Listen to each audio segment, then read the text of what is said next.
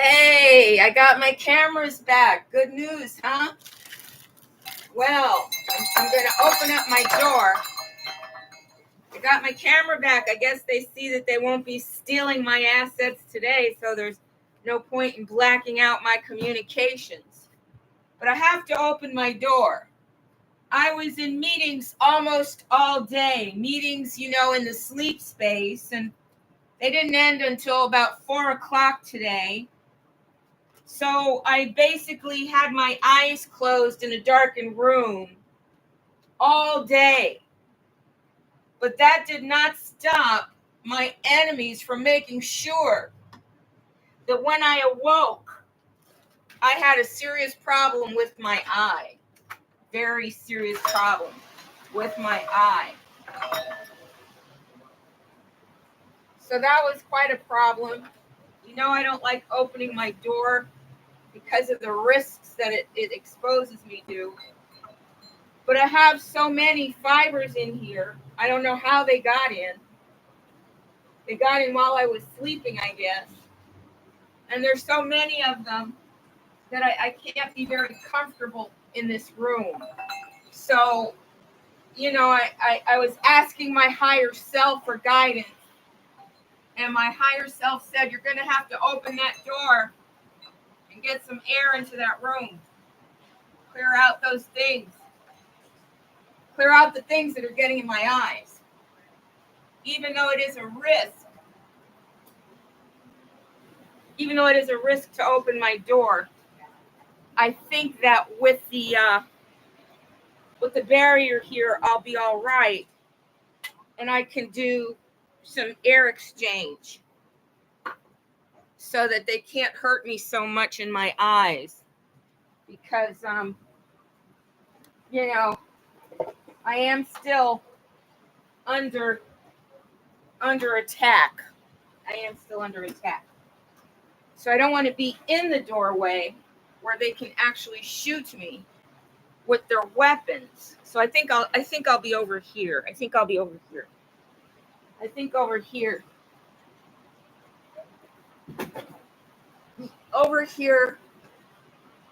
Over here might be kind of safe. I also have Vaseline on my face because it helps to keep the fibers from working their way into my skin, I think, and getting into my eyes. But when I woke up, definitely organisms in my eyes, very painful, very uncomfortable. So we're going to try to get a little air exchange in here. And I don't want to be such an obvious target, so I'm going to dim all the lights. That way I can see who's out there. Can you see out there? That way I can see, who's out there, who's approaching me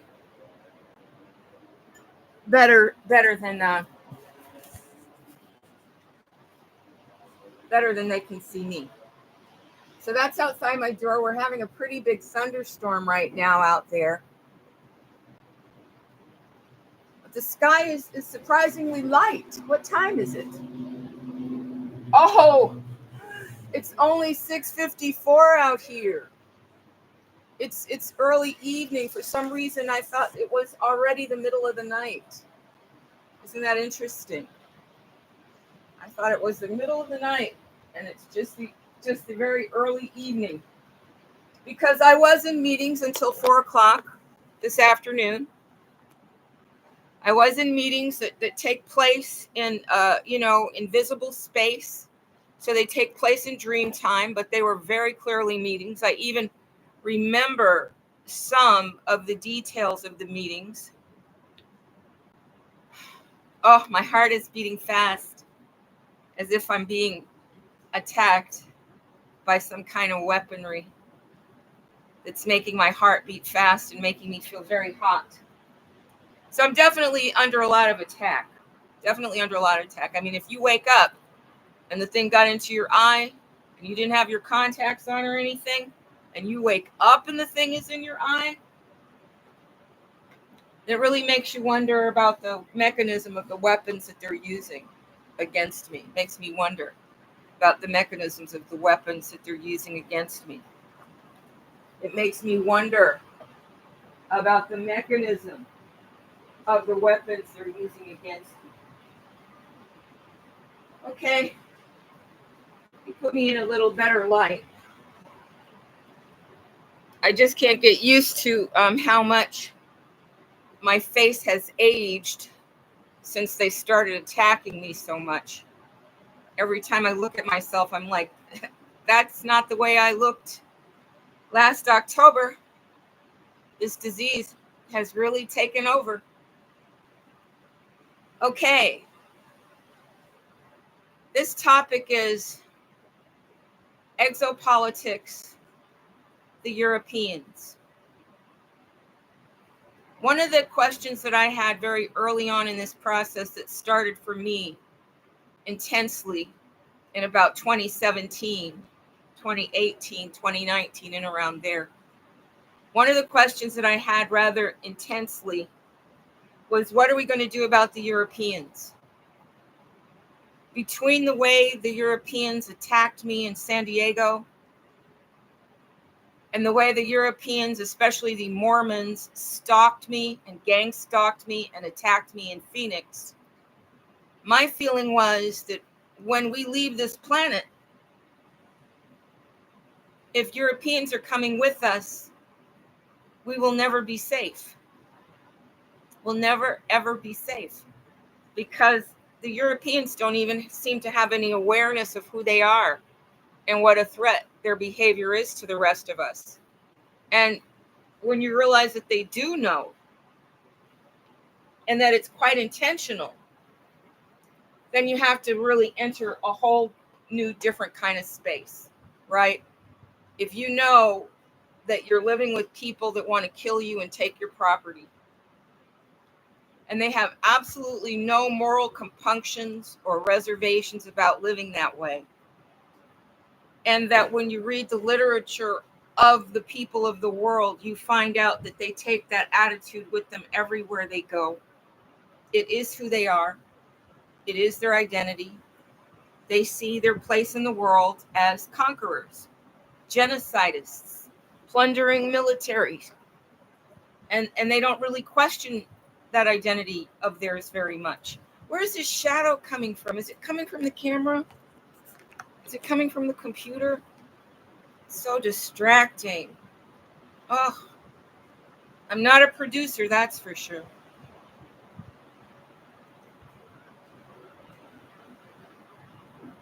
I hope I'm not a sitting duck sitting here under this light. In fact, my fear of that is going to make me change my seat again. I just don't want to be in front of that open door like that, where I can be attacked. Because the thing about being attacked is you don't realize you were attacked until the attack is over. And by the time the attack is over, I'm already hurt. I'm already wounded. I'm already damaged. So that's not going to work very well. So the problem that we're having, that we're going to talk about, is an exopolitical problem. Okay, it's exopolitics. And we know that exopolitics are necessary as we plan for the new earth, as we plan to migrate from this situation, that we are going to have to consider things like how we're going to live, okay? Because some people feel so much trauma, so much real, legitimate, authentic trauma from living with the Europeans, that they feel like, why even bother to take us someplace else if you're going to bring the Europeans? If you're going to bring the Europeans, they're going to murder us, they're going to kill us, they're going to steal our stuff, and they're not going to have any self-awareness of their impact on us, because that's how they live here. We've got them out there planning a war with each other. They don't have any assets to use for war. There are no war assets in Europe. Where's that light coming from? They don't have the assets to conduct a war there in Europe. They have to use the assets that they steal from the Americans and the other people of the world, because they don't have the assets to conduct their war. And we all know that NATO was designed to impact the economic progress of South Americans. It was never designed to do anything beneficial for real Americans. NATO was always contrived, like the UN. It was contrived to be a Trojan horse protecting European nationalist issues. So now I'm listening to the guy on Monkey Works from his very insular European American position talk about the draft and talk about how everything is being set up for some kind of battle. And he says that the migrants are at 13% or 15% of the American population now, and that's close to the 13% of the Black Americans. And all I can think of is that the Black Americans have a lot more, and so do the American Indians. We have a lot more political interest in BRICS and illegal migrants than we do in NATO and the Europeans.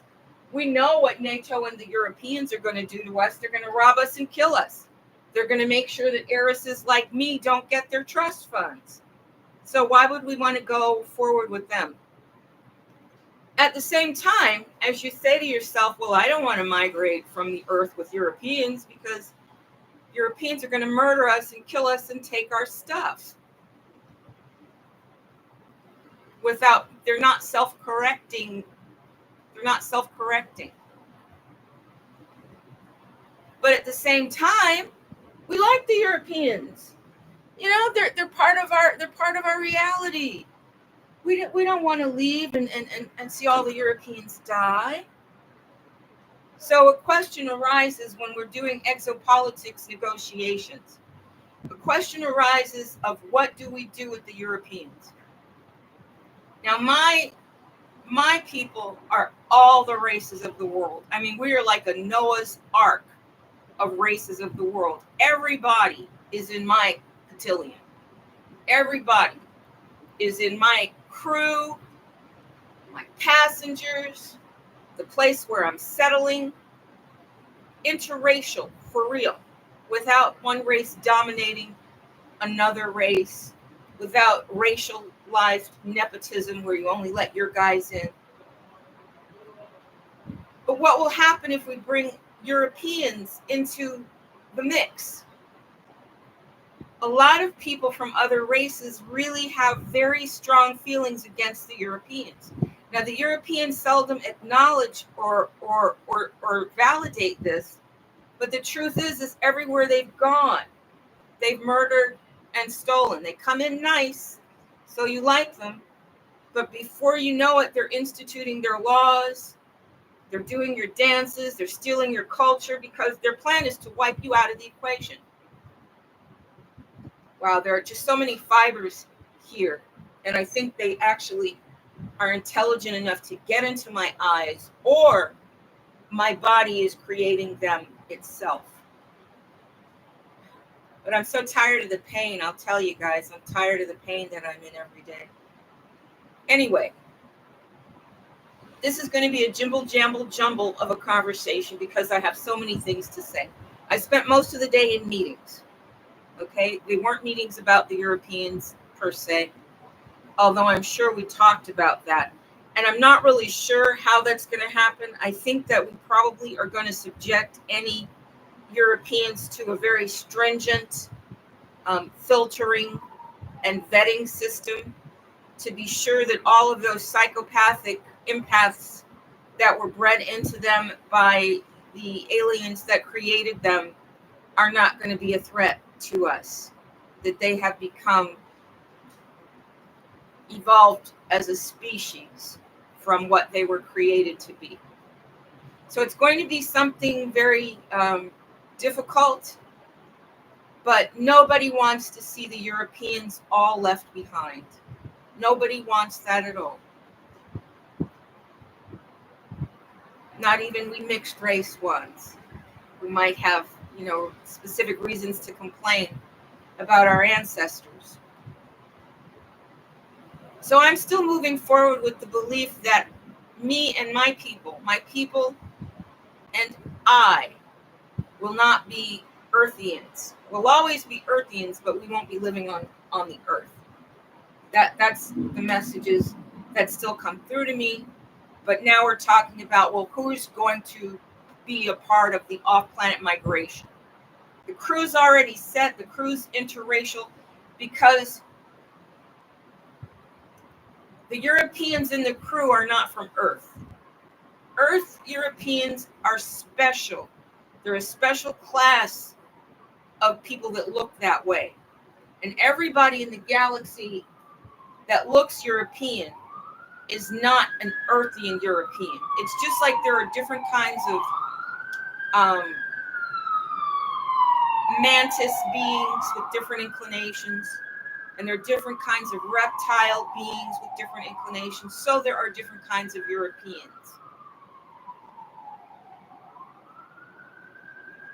So the Europeans in my crew are Europeans that came here to help us. They're already experienced. They are not a part of Earthian Europeans. From the Earth, the Europeans that get to leave are going to have to be really hand selected, because people of other races do not trust them and are afraid of them and are very concerned about their potential down the line to create another situation like we're trying to survive here. Next thing I want to talk about, this is not to do with the meetings. I'm not talking anything about the meetings because I don't know what happened. I just know they took place. But I will tell you about 2 dreams I had that are very significant later.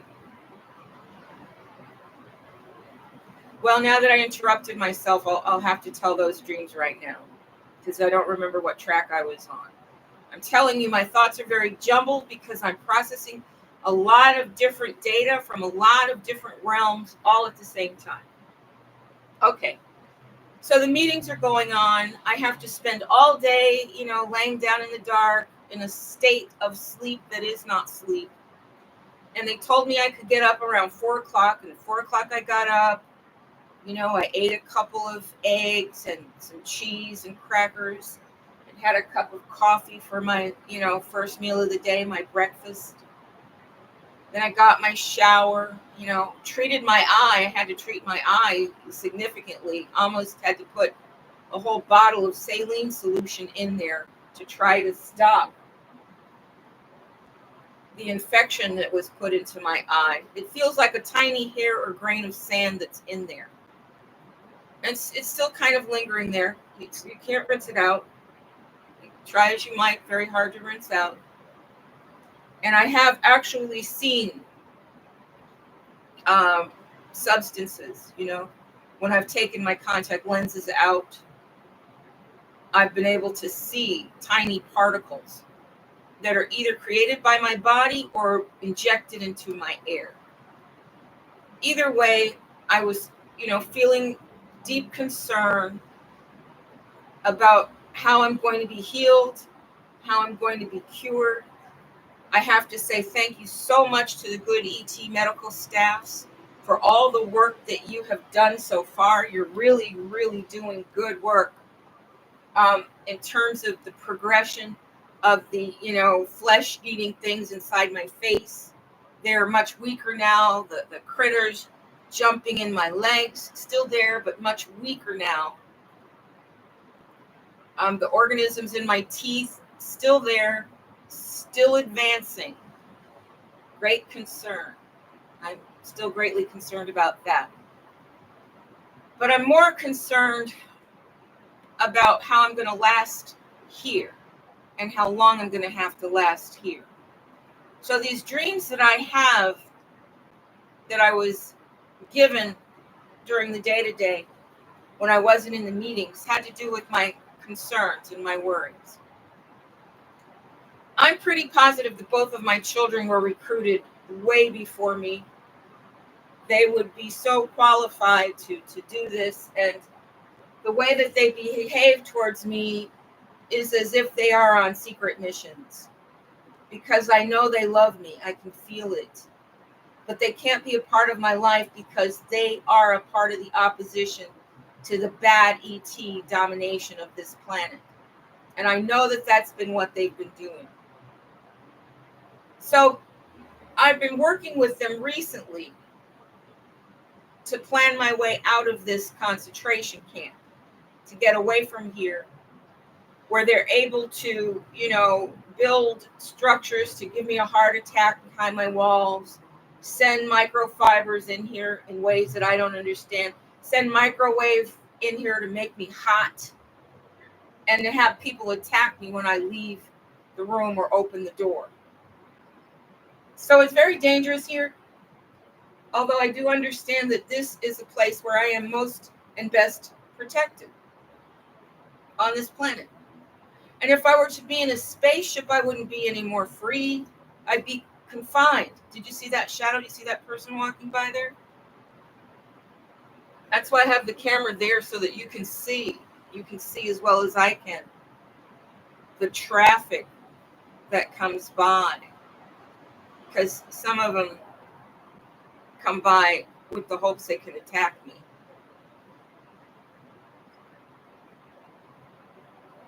Houston has been bad ET country since the 1940s, when the Operation Paperclip Nazis came here. And Elon Musk, Werner von Braun still operate in this area. They still oppress American people. They still put the troops that are working this concentration camp in here. Anyway, back to my dreams. If one of my children comes to get me and we drive away from here, we won't be any safer than I was driving in Phoenix or California or Texas, if the enemies are still part of road gangs and other ways that they attack Americans. So driving away from here to settle someplace else, like San Diego, California, would be a dangerous trip.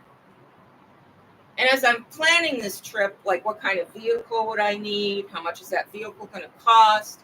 What route will we take? What can I do about housing?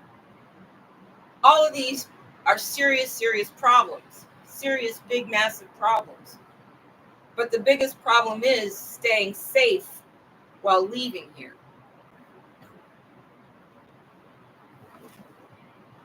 So I had a couple of dreams related to that fear. One of the dreams was that I was with my whole family. We used to take trips to Maine to go to a cottage that a European friend of my ex-husband's had in Maine. And she had a cottage, and she would let us spend a week there every summer of the year.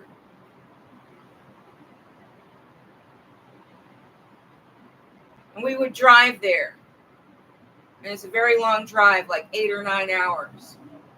And then when you get there, it's hard to find where you're going, because we started before GPS was really around. So we're trying to follow maps and look for, landmarks like Red Barn,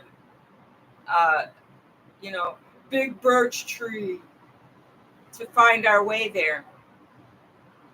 But sometimes those drives used to be kind of contentious. Maybe the family was bickering. Or, sometimes we brought some European kids from the neighborhood. We brought them a couple of times. That created a different kind of dynamic.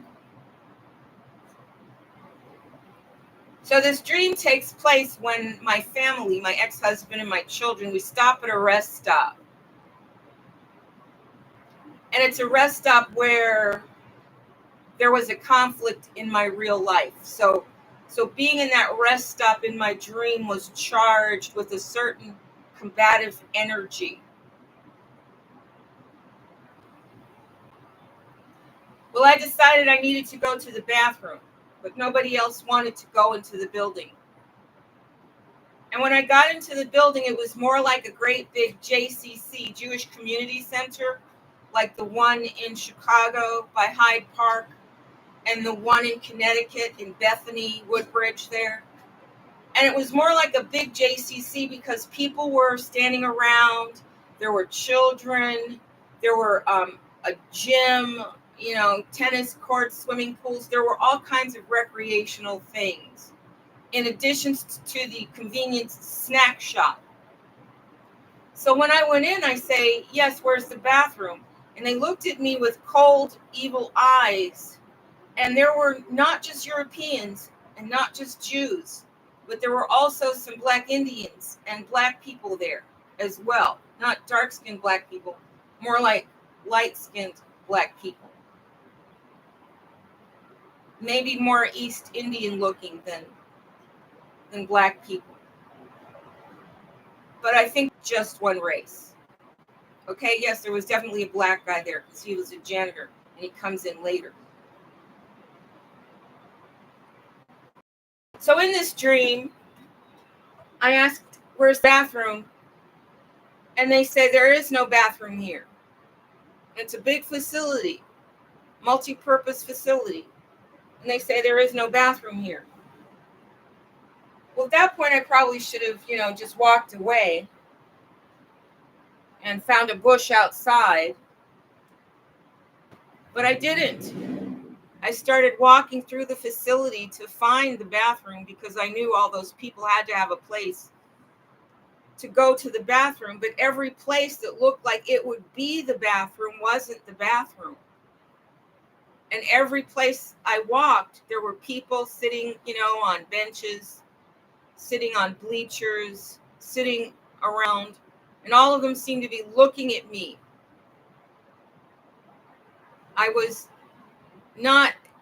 It wasn't like I was the star of a concert, but it was like people were constantly taking surreptitious glances at me.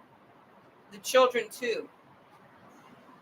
So I ask now and then other people, where's the bathroom? They say there is no bathroom here. This goes on for quite some time in my dream time. And finally I ask a child, because I figure the child has not been indoctrinated.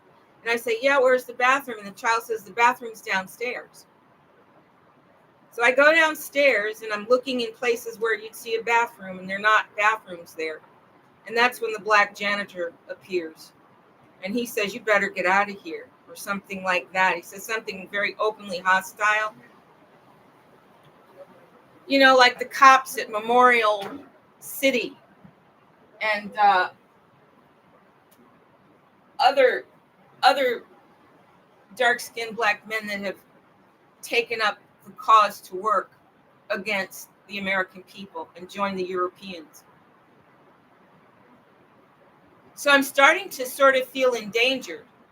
And I've been gone for quite some time while my family is still in the parking lot. And I'm sort of thinking I don't want them coming in looking for me in case this is a big ambush. So I'm starting to want to find my way out of the installation. So while I'm standing, waiting at a table, like a librarian's table, and it's like a library on the ground floor, I'm going to try one more time to ask, where's the bathroom? And they give me the answer, there is no bathroom here.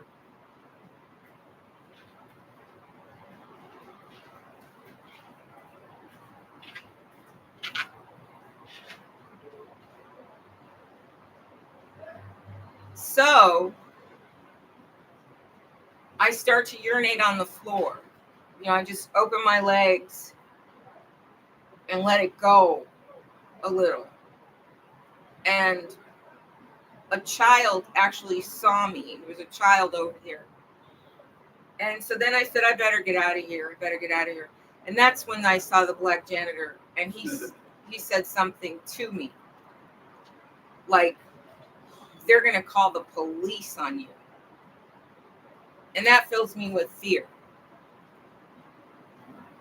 That begins to fill me with a lot more fear when they say we're going to call the police on you, because I know where that can go. I know that they can end up throwing me in jail and I might not ever get out, for all I know. So it's a pretty scary time for me in this dream space. Then I'm getting ready to leave, but people are kind of getting in my way, and I'm trying to find my way out. And there's a back way out that leads to a beautiful plaza, a very garden-like plaza. And I start to go that way when a European woman comes up and says to me, she calls me by the name my mother gave me, which is always a shock and frightening to me because I don't use that name in my life and I don't see myself under the name my mother gave me. And she uses that name and I'm like, oh, wow. They actually have targeted me individually. They know exactly who I am. And that reminded me of my real life experiences over there walking on that corporate plaza where Morgan Stanley has offices, MD Anderson has a cancer center, and there are some software companies, one called Cosmos. But when I walked my dog over there, the black guards came out and specifically told me, we know who you are, and you are not allowed here. The property manager said you are not allowed here, and if you keep coming over here to walk your dog, we are going to call the police and have you trespassed.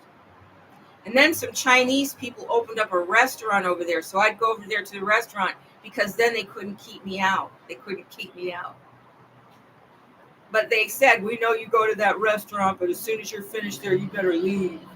Very threatening, these black people. So I'm getting all those feelings coming to me in this dream. And that made me really have to accept the fact that if I think I'm going to drive out of here and be left in peace to go to a new destination where it's safer, I might find myself murdered on the road. It's not going to be safe for me to travel here without a lot of armed guards and surveillance teams. And I certainly don't want them to kill my children when my children are coming to save me. So that dream pretty much told me that I'm not going to be driving away from here. When I leave here, it's going to be for the evacuation. I will be evacuated from here, which means that this is going to have to get to the next level by the 1st of July. I'll be out of here. One way or another, I'll be out of here.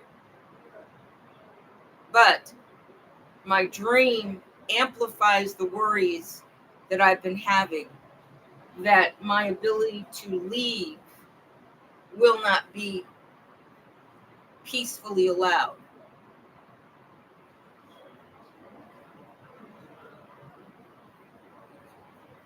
The storm is ending. It's getting a little lighter out there now. That's good. I don't want to leave myself open for any kind of attacks. Okay. The next dream that I had. In this next dream, I'm in the backyard of this facility. I'm in the back. Maybe not of the same facility, but it's an institutional garden, okay? There are ponds that are made of concrete. There's landscaping. There are cultivated walkways. And it's very, very big. And there are trees. And Foxy and I, come here, Foxy. Foxy and I are walking around, and we are enjoying being outside, which we cannot do. We're not allowed to leave this room. We can't walk outside. It's too dangerous. And we were just totally enjoying our freedom, our new level of freedom, and walking outside in this garden. And we get to this little bridge, like the bridge that you might see in the palace of a Japanese empress. It's a little curved bridge, walking bridge, pedestrian bridge, over flowing water. And we look into the water. We look into the water and we see all kinds of living creatures, all kinds of aquatic and amphibious living creatures on both sides of this walking bridge. And on one side, when we look on the other side, we actually see a whole little flock of baby ducks, you know, quacking with their little baby duck mouths. And they're looking at a dragonfly do a dance for them. So Disney, right? It was so Disney. I mean, we're looking at the school of fish, you know, and they're all in harmony. And we're looking at the little ducklings, looking at the dragonflies, and we're looking at snails, a colony of snails, and all these creatures